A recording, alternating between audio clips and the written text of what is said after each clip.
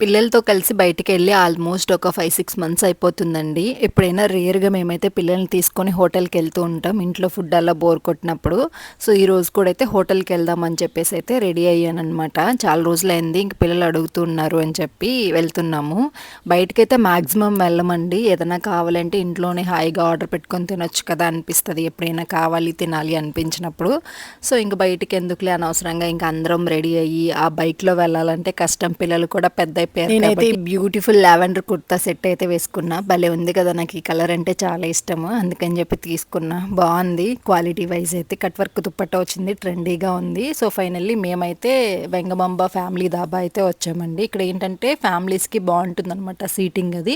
Food కూడా పర్లేదు. స్టార్టింగ్‌లో ఒక 1 ఇయర్ బ్యాక్ వెళ్ళినప్పుడు ఫుడ్ బావుండిందండి క్వాంటిటీ అది.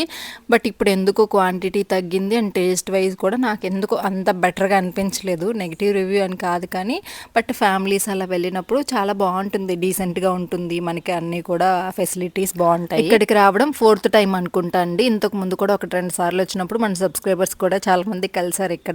సో, కనిపించినప్పుడు ఖచ్చితంగా పలకరిస్తాను.